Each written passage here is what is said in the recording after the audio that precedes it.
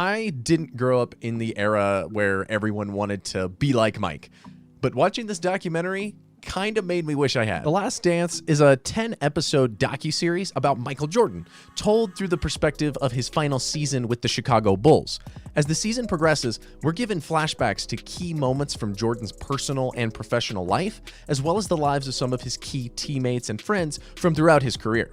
The Last Dance is actually the name that Bulls head coach Phil Jackson gave to this final season, as Bulls general manager Jerry Krause had made it clear that the team would be broken up despite winning 5 previous championships together. We follow Michael from his high school and college days all the way through to his final championship. This includes everything from his start with the Bulls, his rise to unprecedented popularity, the fallout and struggles he faced after the murder of his father, his years as a minor league baseball player, and his triumphant return to the NBA.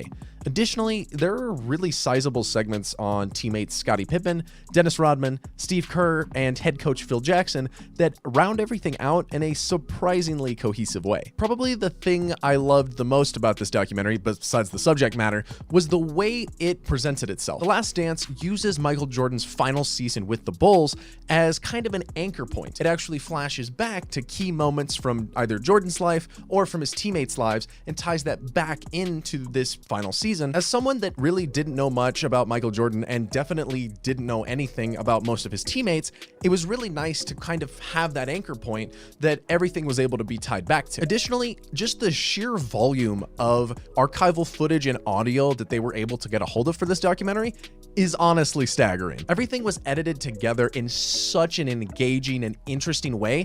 It honestly felt like you were journeying back through those seasons and just seeing some of the most glorious moments of basketball from that era. Again, as someone that wasn't even alive during this time, it was really freaking cool. Besides that though, obviously this is a docuseries centered around Michael Jordan, one of the largest figures in sports history. He was a pop culture icon that went well beyond the confines of the sport he played, and getting a glimpse at just what it took to become that person, as well as what it was like being that person, is incredibly fascinating. The Last Dance is an up-close and at times uncomfortable, intimate look at Michael Jordan. From his highest of highs, winning big championships and putting up insane numbers in a way that revolutionized the way basketball was played, to countless fights and arguments with both teammates, coaches, and even people he considered friends that resulted in the loss of a lot of relationships. It's a look at what it takes to be at the top, literally at the top, in a way that almost no one has ever even been able to. And outside of Jordan's story, it was really interesting to take a look at the different people that Jordan surrounded himself with,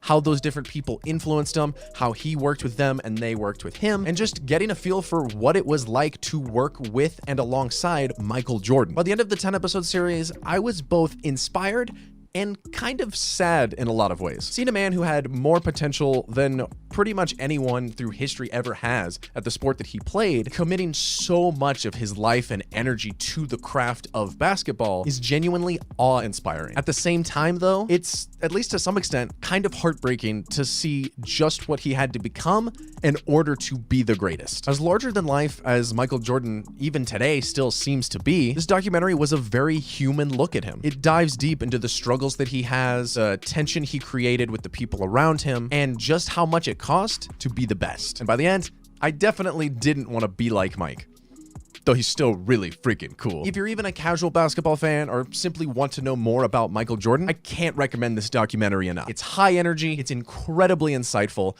and honestly, it's just so much fun.